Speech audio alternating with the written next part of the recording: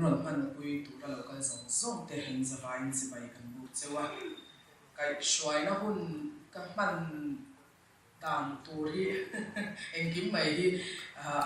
a chok chil chhoviawa ama ero chon thil hu tak ani sia wangin phat kha katum talem lo maya hun ka man dona wangyan he thil hi mi han en masak ti ra min han dor ru deva ti tak zaka thin lung zong zong pe kan en kha aro pui hi ka ti em maya ni keima hi mi mal tak te ko in history zirti tu kania culture lam ka zirti ra hei zai pola tel te ven ko shana thalai shwai tu te mi poimo mi lang sar mi ngai san lo le mi na mi pa ngai ma ni venga po nuron paron mi pha de ufik khan nia khang ho ina ma ni nam choi san du na thin lung in nei te ma ni nam zia rang pho lang tu ra in pe na in dalen in pe na te kha aro pui ka tia nia hianin amo nom tona ni ti kha country ro hian lo ta sela chao me ka soi tu ra tam maya mi soi tu ka soi khal pal ka hlaw te le ka chawang chuan kan hun te pathian te na mi lan sak turin pa hi zo than moya kan so me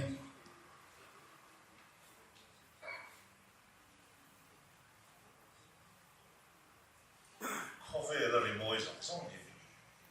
not asani in kar chuwa len veka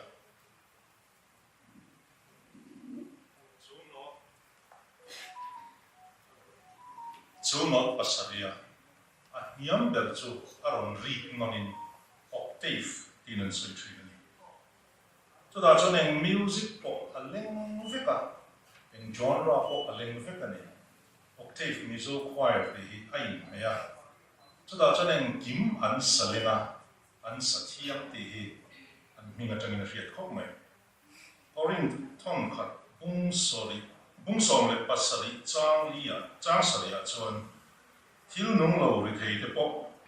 pheng wong emo ting chang emo hi mu mal nei a ri lo chuan eng hlange an puma an kai eng tin nge a hriat theiang totoro hi mu mal nei lova a ri chuan tunge rau ka turin in buat sayang ti kan hua trong hriat lo le tharau lampang thil pe krang sang hi zenein a re turani ti atalan nani tulai kovela rimoi manga kan che chuana hian kan rimoi tumri sakri zia kan re turani karlea chapcha ku kan mangdona karil mo ve fo thin chu chapcha ku ta rimoi sang kan ti ri ka hian zia kan shriem le ti ka ngai tu ve fo thin kan cheya chek lam lo chuan hi he an lam dan hi engien en ton le chumi kan chu chuan kan chek thin ti te karin ru ro ve fo chu music school ti kan nia kan zil ping na pon ve a chero hele chen mizo choi kam tu kan nia kan thi voinia kan chero kan tam ber hi chuan mizo lo ne kan buk tu kan buk chil kan bu ap le kan buk seng alan tir tu ani lai hian achang chuan kan in chei nal le lu tu ka achang chuan zeilo kan hlaw lu tu ka atum ber story thon thu kan chero ka ni ron pho chu atum lamain taksa in soi kan ngai poi mo le mo ti kalau clear ke fo da ani tri chuang chuan rimoi le thil ri hian zia ani anga ya tung chu ma hian PAWNTO la le PIPU zai OCTAVE MIZO choir in an ti chu ra hian ke po minen tir ve a an din tira tangin advisor a min mang ve a ni mo chen kha chu zenein ni phung dihin amayaro chu khothang ti en pon chilo kan ti dan tha choi nung zongin westernized nilovin modernized soka anon pholang hi pathian po nam ama min siam tu hi along nge yang ti hi tung chuma hian kan taran tel ani pathian ne chung trai lalpa an pathian min mangai tu zanina an lo ruat lo kangin octave mizo choir te na an music video muknom le hau tak mai danglam tak mizo min siam na anga kan nam ro lu le kan thuam sang muknom le ril zok le moi zoka pho chuana la chumi phe na zai ngai nom tak lang zat urin kan lo kal kho mani hemi ti tura ZAI poll members on te tha le chu na hiam hi pe ka wangin lom thu kan on sei nom le he an theina te pho chuani theina ta na an ma ni pui tu kan sarkar le kan na thok zong te tin an chung le khat te an ma ni boi pui tu te wang pon lom thu kan on sei bo ani he ni ro pui na tu ni se tlang zat ani atangin alo en tu te point nam anga min din tu kan pathian la min siam dan hi za pui lova choi nunga tiliana thanlen pui tu zok kan ni ti min sia thar ti manang che kan honi ko ta kan kol tir ali so krista ni kan di le upa zo tham moi chuan lam thu kan se tu na chuan report pe turin octave mizo choir secretary man som dong ki ma no somang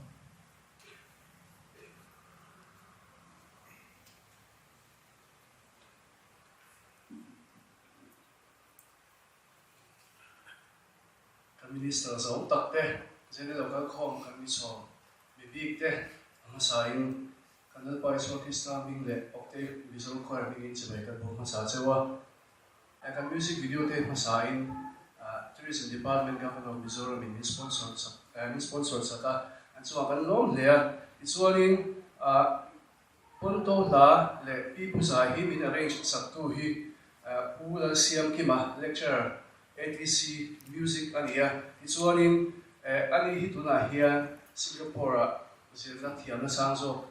zirna ombeka kan ron man pui theilawa kan ngai he ni tika an selang boka chuanin achunga po kan lom le ni chuanin kan music video director tur hianin laram tleipuya paya pachuawa ne ko ino ding se lo bobe chuanin kan videographer hi lalpot se PS pictures nei tu khania he zena hian ani hi kan program te min cover sa tu kan request na boka achwa kan lom le ni chuanin music video kan siam don hianin chungthum committee kan nei ve chungti page chu nge kan director le kan videographer te nei hian kan committee kan chung nge chuanin models lampang kan introduce le potana kan lu thu tak mai introduction lampang kan chan deu cha chau phon mai nge kan lo pang model te hi sen he ngon kal thei lawa tu te ma he dam lo na wangin ma sen ni kan lam sim anga Abel Lucas le Martin thari te ni ya kina kan la don thowa an che sia te chu an thiam khop mai ti chuanin weekly model a hianin lal lian pe thang lo sai pala tang ani hianin min ti sang theya lo ding ve sim se chuanin arwan lal suang in hian hi lo thleng lo dewa local me kan chu chuanin HLA trafam kima ani ko lo thleng lo dewa ni chuan than te hi lo thleng mo ani hi tital le min chan sakari athiam bo kha pani chuanin chukle culture ka pachang hianin sa sa ni le thian ten troops again lam ngai te le atulang ala lam tu din ron tel pui boka khoi ano ka zo ngan ding ve le te se ano la thing chi ano zo kam yo ano gal me kan chu ano me chuanin kan music video budget hi noi hi singa kan da ma se kan han ti chho nek nek chu rena hian thil hi ano all ai lo ve lo all sam mai lo tin thil tu nang lai chon thil hau tak to em me chen noi bi sing ve zariat som lu lai kan se ga kan project a chon ani ave be polani kan sai pol project nei to chuanin a hlala ma han nur tai la kan la hi kan den chu avei ve to in events sang ate le program pui mo tak tak ate po kan lo saben no to chuanin a hla hi a tha kan isia managing board chuanin recording te ne ya music video siam nei ka tha kan dia chuanin music video siam tu chuan in hma kan la ta recording hi Kings and Prophets le A studio at kan le ti chuan in music video hi kan shoot don hian in soita khan in chung thu committee kan nei nuwa chau kan shoot theya awang ate akal da turte engkim mai kha len fel vek kha ngai sia ti chuan in henga hian in kan director hi a ha khop me in clark le po kan hian kan sei lam tu poka ti chuan in video hi kan shoot ma sam per nei February ni sawi sani som panga kha ni a heta hian in fal kon zo khwa kan shoot ma sam per anwam kan ti tlang le ma kan pu tlang poka không một cô cần sẽ sẵn lo đi ra cô mới bảo chết thật bây giờ mong muốn nó còn son đều hiểu tên nó mà mong muốn nó yes of thế tên nó cái hàng cần hiểu về không vậy cho nên apa khi đi số bắt cần sana UC anh ấy đi số đi số bắt đi sana react thu cả cần shoot ya cho đi số bắt thu mà no bằng qual no bằng xin vi cần shoot ya cho nên đi số bằng la February đi số bằng la in India apa cần bao cần huy phát ta kan shoot zawa chuanin hemi kan shoot zo hi tlai lama atlama lo tlai ve deuh tawh bawk a khaw lamah te crew zawng zawk te nen choi khawm na kan ne heta kan choi khawm hi kan nei khawm lama sap ber le a tawh na an hnar bawk ani kan lim tlang thin khawp mai ti chuanin video te kan shoot zo video shoot a piang yen sai pon men ba he kan te video thei se bawk a chuanin kan han zo ta la chung release video release te a hun lo ngai ta a lo re te lo ngai ta kan music video hi kan tham culture ki lam thei tur kan du fa le ti me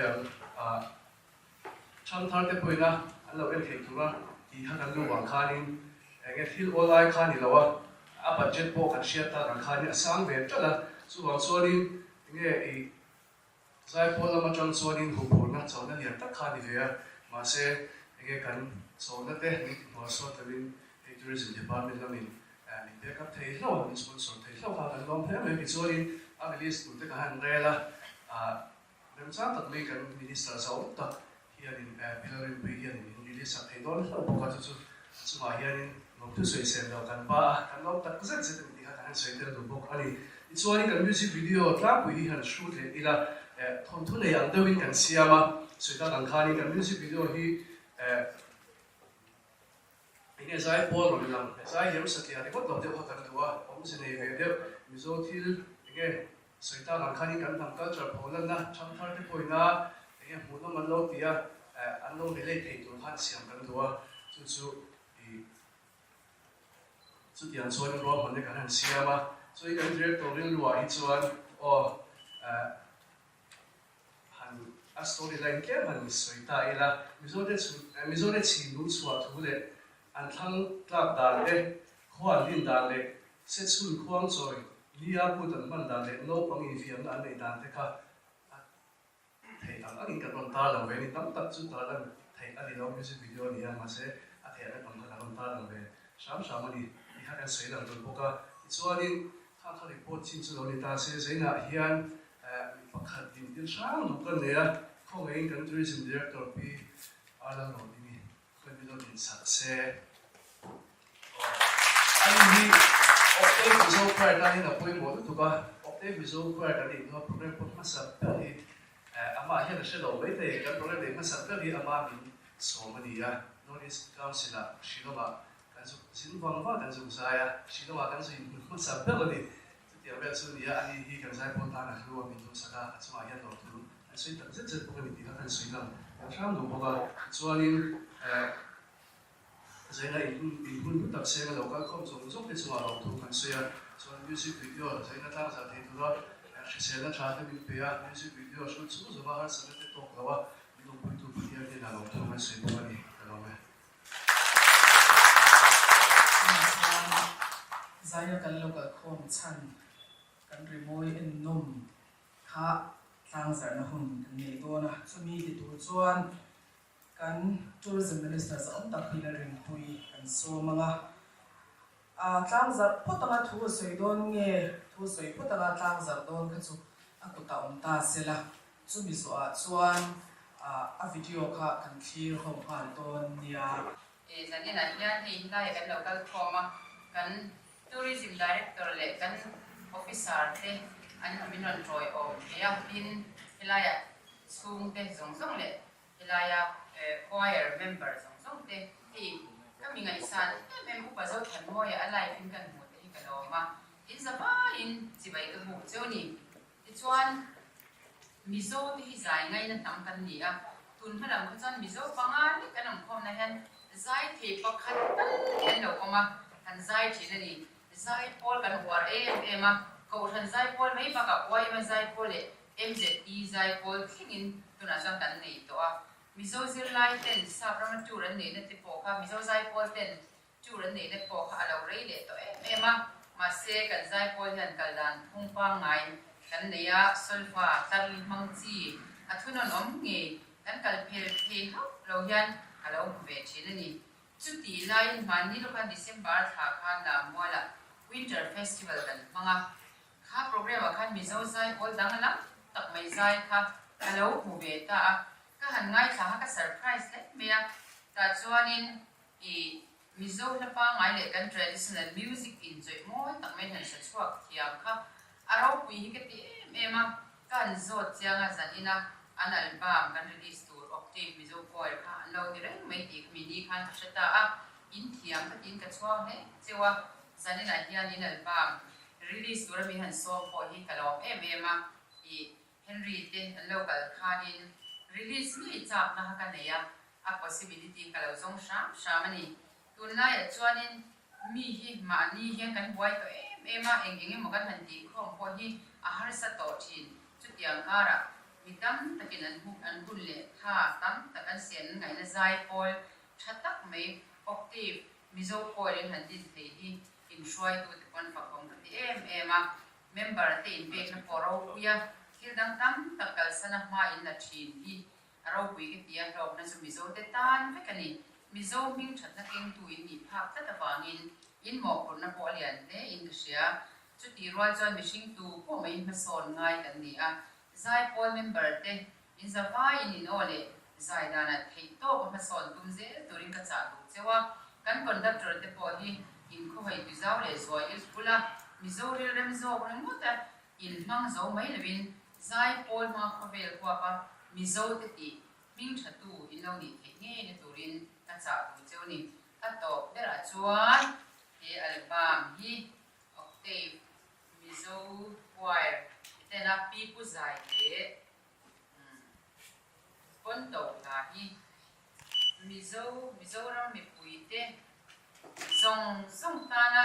ro lut tak alo ni the na turin ne khavel kwa pa alo mizo te min ti hing thatu lo ni thinan lom takin katlam zare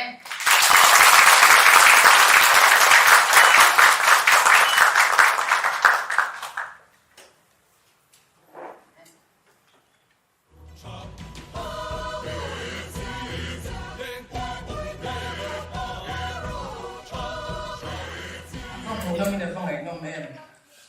pot se de ulikila movie pakhat te po kami concept man kana siam the to ning sia zo thara ma ko ya na review cha te ka ringa zai local form te kan ri na via win alang boka hey tourism department hian zanin hian an tum mi alavin digital mail lungan punin ka sia chuwang chuanin kalom puyan kan ni ya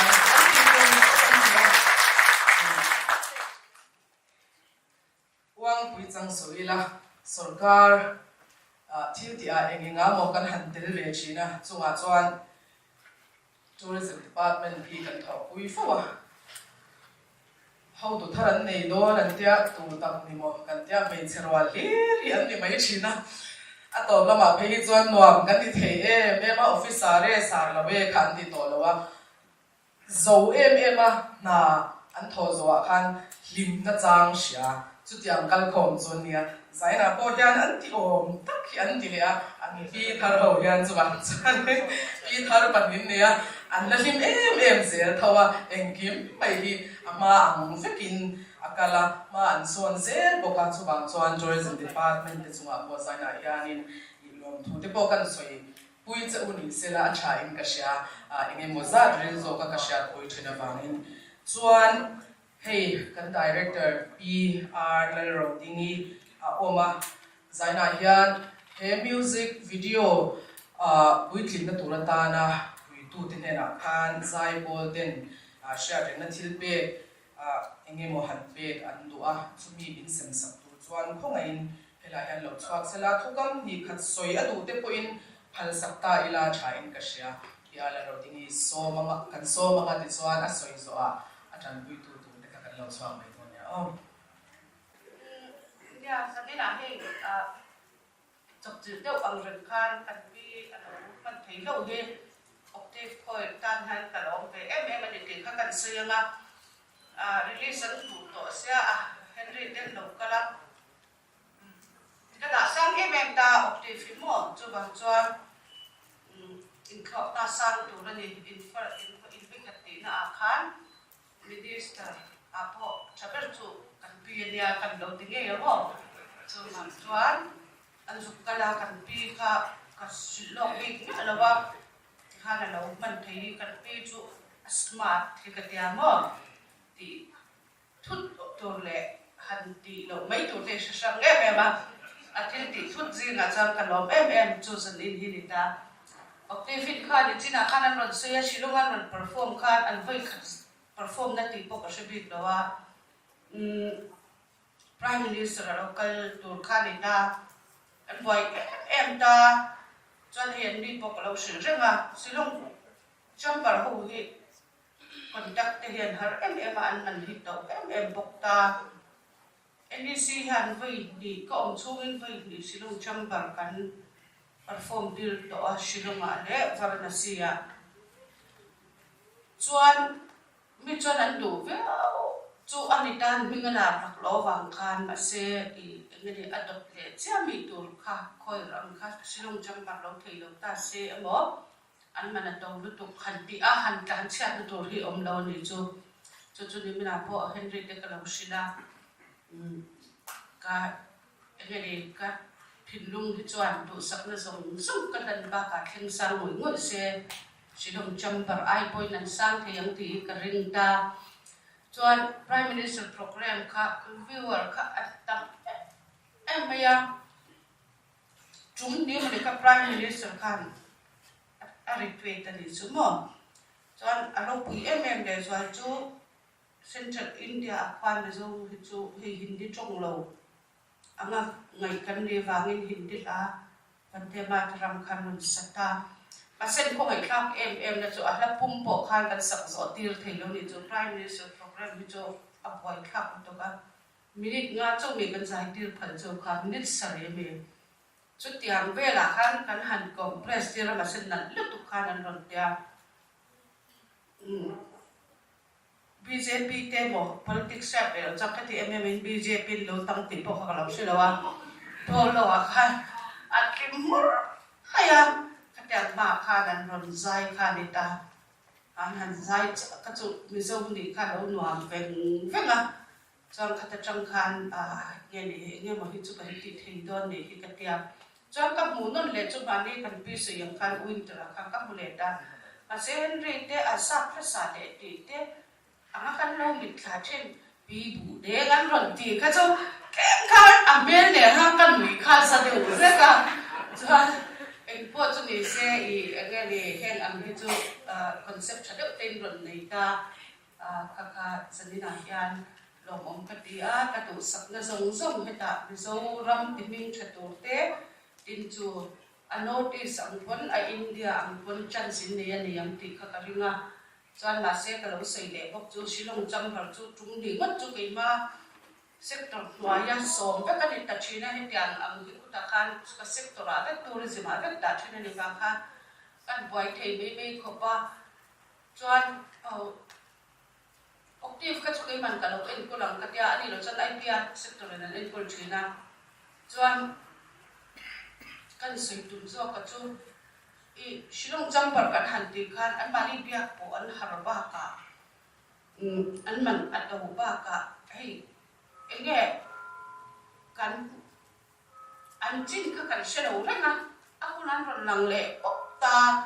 chu ta sau na lo set to zong ang te kha an du lo wa aron set chale ba kan boy na me lo kan boy china khách yang ang tu ka dor har kha an ni ani an man po to ko ka se thil pakhat en ton ka oma an discipline hi a khau lom to pa ni cho wang chuan in vai in ka cha ve tu chu discipline a poi mo zai thiam te chu tiang song song a tur a tang ka em lai in discipline le in pum pek na poi mo ta chu mi chu in ne ni ka chuan thui takin kal thiang ti ka renga tu sak na kan tan chu ni lo me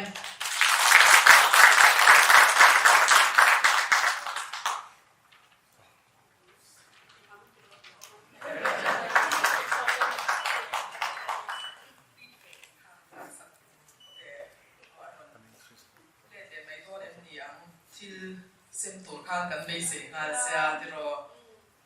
kanin te chuan kan music video director lal ram te puya pa ya ka chuan khong ai lo chuan sela ben kami ki lam cha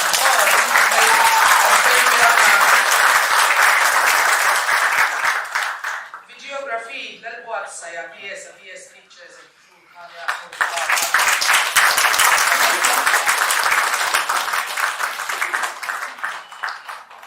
Soal khamba ka khan choklei culture club atanga local te kha kan ZAI local kamei ulan ro u ai khani non kal thei lovin ka sha soan anon kalapia te kha ni dong Estonia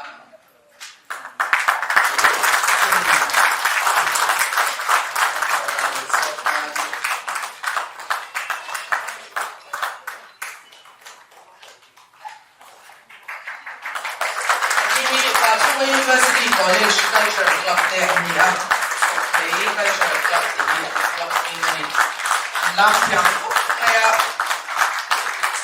bona ko lang isin siya so tak ani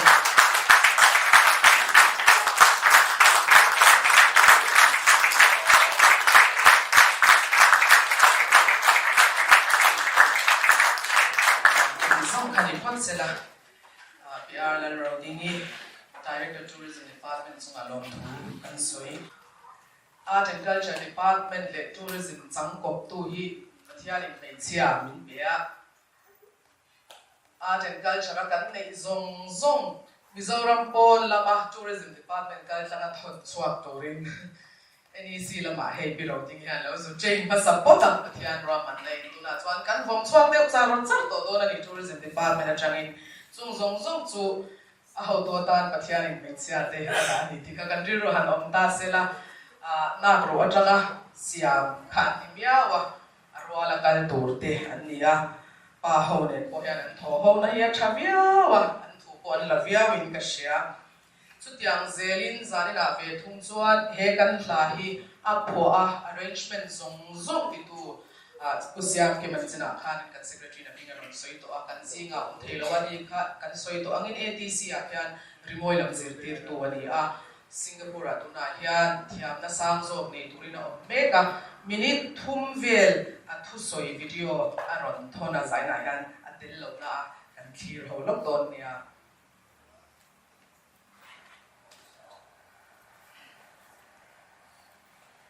kan minister som tak pilrin puite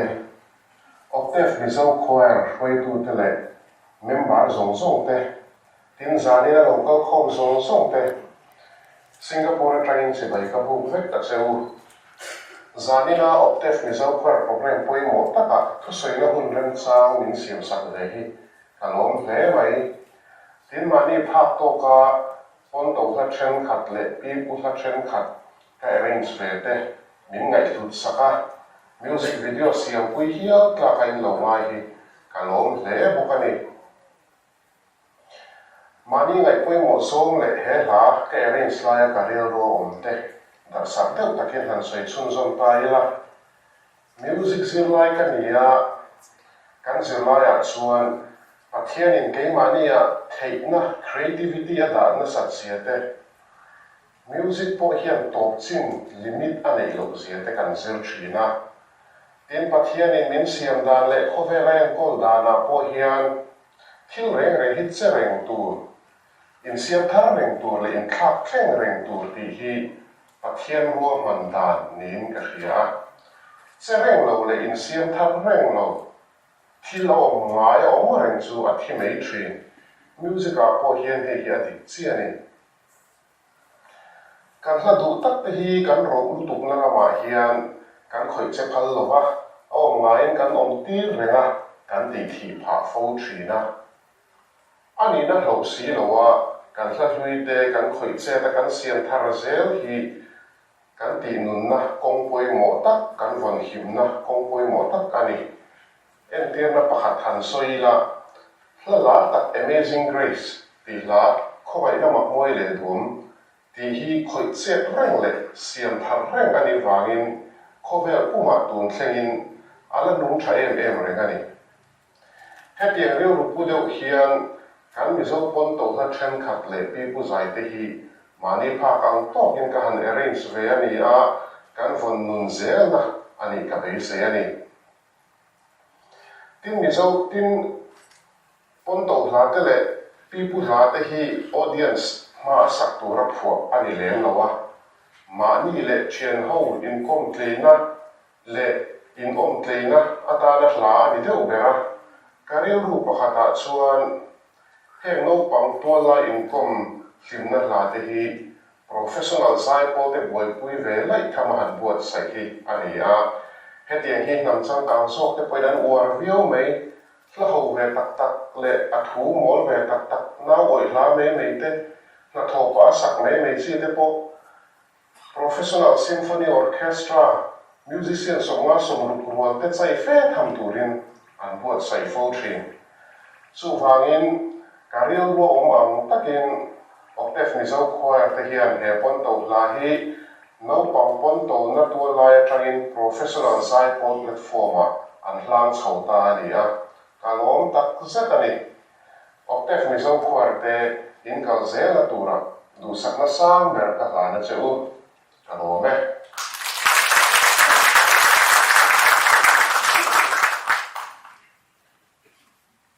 tulaya mizo no pang zong zong in apate dia zanina chang chuan tira me kaya anti to do na ni chu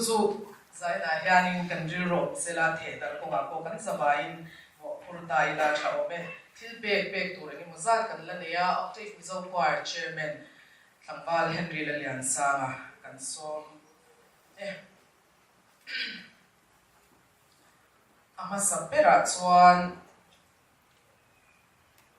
kan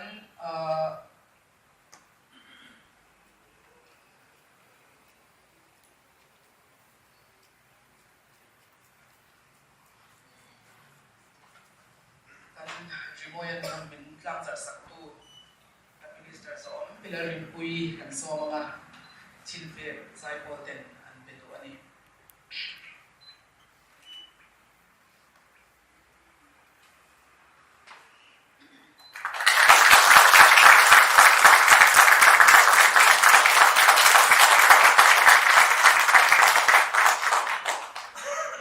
pasok sa kaya kung ay lang swak sila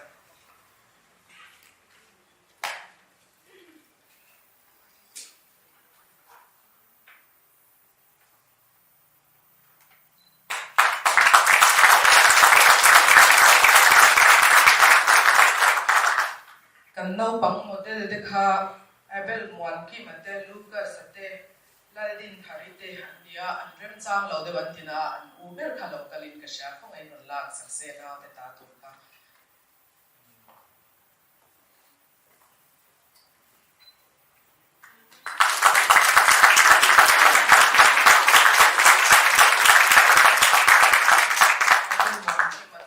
lucas ate kha director in non lak sak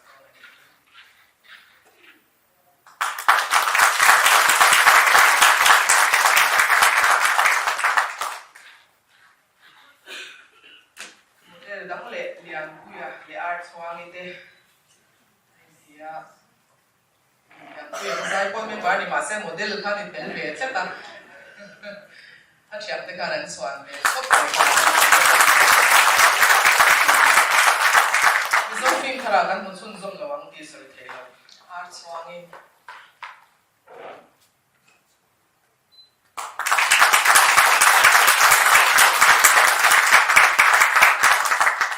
National Shafam Kima. Hello, Jensang, Peter Model. Dikira, hey, kan secretary min big na yan. Hante sang te. Tarat siya lo kan lo na.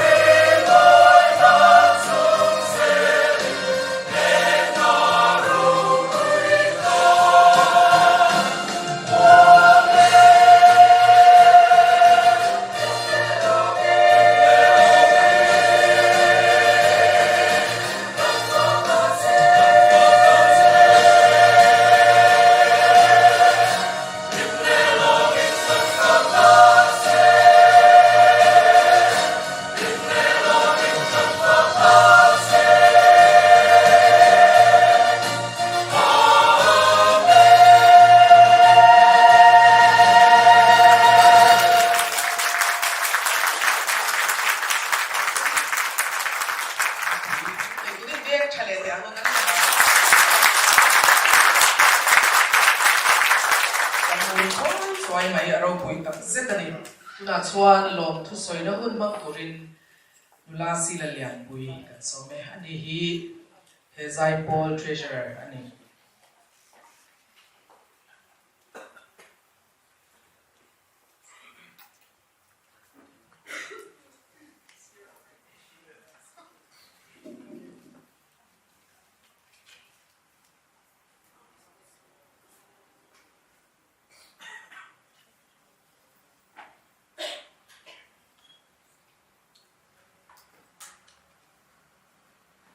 Kini ang kantin hituan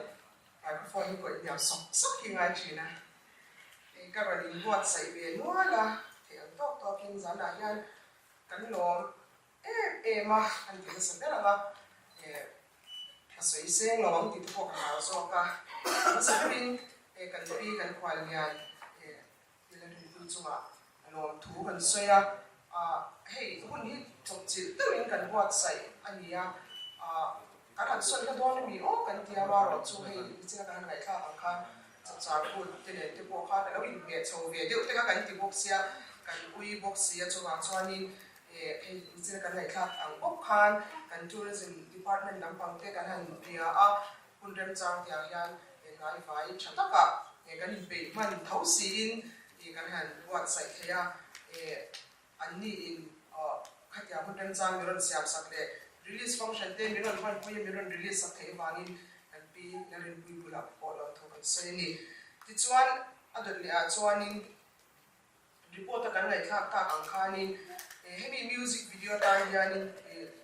sum engma zat sian le ni a kan zai pol hi be chan ne kan ni lawa chuwang chuanin sum la mo ni kan zai no hi ni ma ya poisa kan nei nga ve lo ni chumi zai pol ti ang khan ti ma yang chuwang chuanin tuna ka sai ang bok khan sponsorship te tourism department run ke sakhi an chunga kan lom tak stani ti kha an ding chu kan sai to ke lo nga an ding mal chuan lom thu kan sai tak sa ti kan sai ni ti chuanin he kan music video a hlaming ang khanin pon to la le PIPU ZAI ti kha ani ya ZAI pol member te ding klar to pa video han siam le kha kan han ui de wani an thu ang de khanin china te ko kan ngai khanwa to a chuwang chuanin beng ba ka mi ti kai tel tur te khanin uluk le mu nom taka siam tur khanin sen so how tak de don ma se ti in best in town kan ti don mi kan director pa te videographer BS te kha kan han be se kan han bia an ni ti nen khan report kan ngai thak ta kan khan meeting te kan han le ya an lo pur em maya ki ma mi mal tak phei chuan a ya khan mi pur pu yang ti ka be se phanawa ni chu amaro chu kan han meeting a ya khan in an ro han na chade de mai kha an report chua ka an in buat sai na sa ko kan ma ni po kha ya chuan ni ti video mu nom tak han ti tai la mo nam kan ti tlang tor han ngai la ke aron chua ke hi chai kan ti ve ma BSL pai chunga te khan lo kan sei tak me wani ti kha kan sei le a ti chuanin tuna kan han enta kan khan video kan han enta kan khan zai po member ka kha yin lo to sei le te ko kan han pe a chuklei cultural club member te le no pang te le no pang te mai ba ka kan chung te po yang chu khatyang mun la tak tak te shooting kan le ya kha te khan ron chwa tir zela le bidang kan te kan min kan sei effect to lo mai anga kha ga wang te khanin min kan video ti munam tora minon pui aba khan kan lo ani ti te kan sei to a kan shooting nei na mun hin china khan kan ngai kha to a falcon zo ko a te be ku ka te mui fa ga te ania kha chu ke min lu chwa te kha har sa te lek zo be ti me yang BUC playground te kha kan so pang ko khang ko dil na mumal ta ka pe ngai te lo nia kha ka ko khanin an din phal na te min lo pe an chunga ko lom thu kan sui tak me ko pani chuan run ngoi zo thuam ho na te an culture chang te khanin thum no le kan bung ro mo ang te kan ho ko ka kha ke ra khanin lo thu kan soya a chani innovative poetry thiam nar em kha khang te khan kan mo tur background ni china pon in zar kan han ti an chi te le tul kha mi lo boy pu ya ke ni kan che chok chil thei khop me ya kan nor na sa china chani po hi ni ta ma ti po mi lo pui photo a ya thom no ta po kan photo china a chunga khan lo thu kan so ya ti chuan ma ni tel ve thau ni ma ela zai pol member te in pek na ya alo ma zan point tu te kha kan dai ni an china khan video khan ni lo mo em ka shera wa phot me ya dam lo phang ti kan lao ke pe chu na chok na in kamu ani kan zan te pe ka chuan khatyang te kha ni a zai po member te in pek na lo thu kan soi po ka ti chuan khatyang kha music video kha lo chuak ta local channel le zai po channel kan han da mo top chu kan ui le ta a kan department te kan han dor le su chang chuanin rem chan na te le se rin zan na kan soi ta kan khanin kan minister za om tak bilarin pui minon kang zar sak thei ta hi kan lom tak chan nge kan soi non nge ani chu chuan program te kan han duanga hei hun chok chil taka program ta han duang sok kara puma ma puzo thun moya kan som na te ngai poi mo in chan vo te mi ron le chwa sa ka pivari le tia kan ani chwa po no tho kan soi tak me wani tin sponsorship hi private channel kan poi ka soi lang ve me yang pudo kung and sons Dr. Ming Moite Chen Sing Khat in ron sponsor ko kani an chunga lom tho kan soi ko ka chuanin pre kan press lam mi te vanglai ni le te zale ti ai zo post ti te ron ngai ben saka ma po khani zale na chuanin ka hebi kan video to chung chang he ron swak to ko ka an chunga khani lom tho kan soya min ron swak ze do ni te point kan sha lom tho kan soi ko kani chuan to pera le tir ber ni thei ko kang chu pathian ne na lom thu kan soi tu kanin engi ni ki mani hi tiang ya ne zai tiang de ong tin kan han langa te ti tai la har se le tam tak te kan nei ve china dam lo na te le chung ko thila te na te tiang khanin man roi vek lo chang te thil tam tak ha ong ve china ni khatian po khanin pathian ong pui na le ve na kan dong zela thil project engemo kan han siam don te hian fel fai takin thatakin kan lo den chuak ve le thei zela zai fa zai chua program ne kan fa zai chua chang ta kuin ge mani lam kan in chuan thing lo kan in ti chin ve mani amaro chu thatakin kan va perform le pathian fakin ti khan kan fa zai ve china chu nga song chuan le zani na kan music video te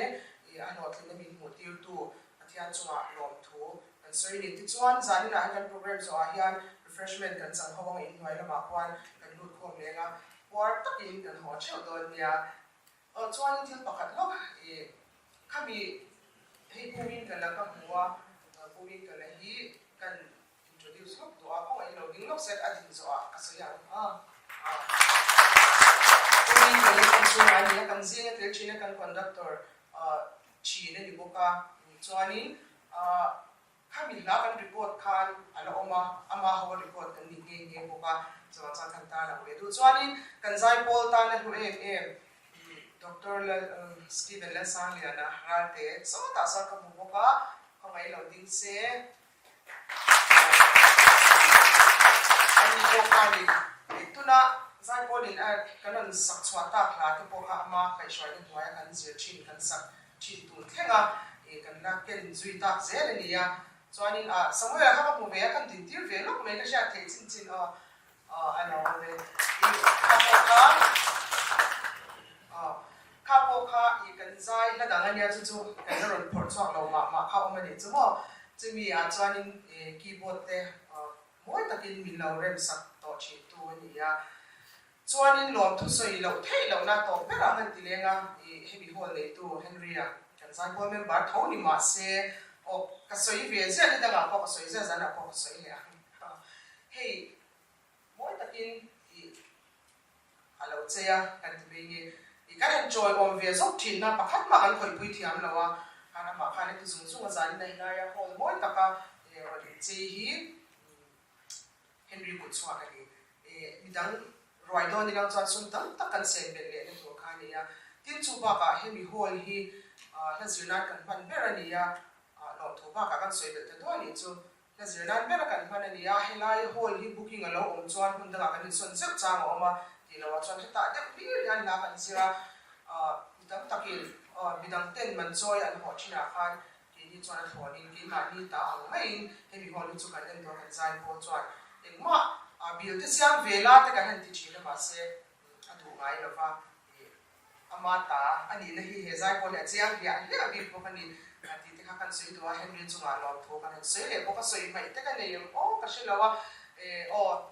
zalina kan music video release mi ron ngai poi mo sa kan som le te ngai poi mo mi ron pan pui to te zong so in sa vai chunga lom thu kan sei te le ko kan ka sei kim lo ma ni poi kan lo ve kan ni ti kha kan sei ni ra se kan me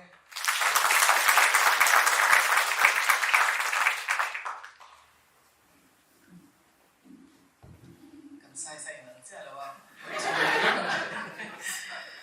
OCTAVE MIZO quieten zalina hian enton tu min sia Mizoram in statehood ane jang khan som hi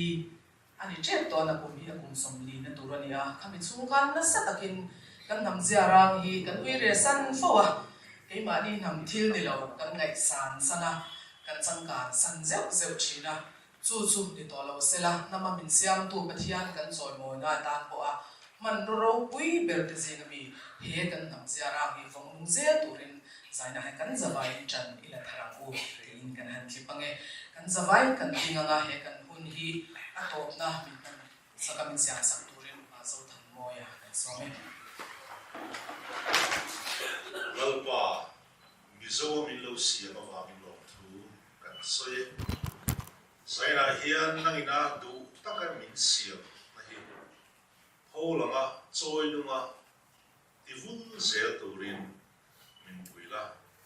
tura yan pale fa pale tharau hiang him ong puina le kai suai do do tak chu kan za chu tura cha cha tu thei nom se se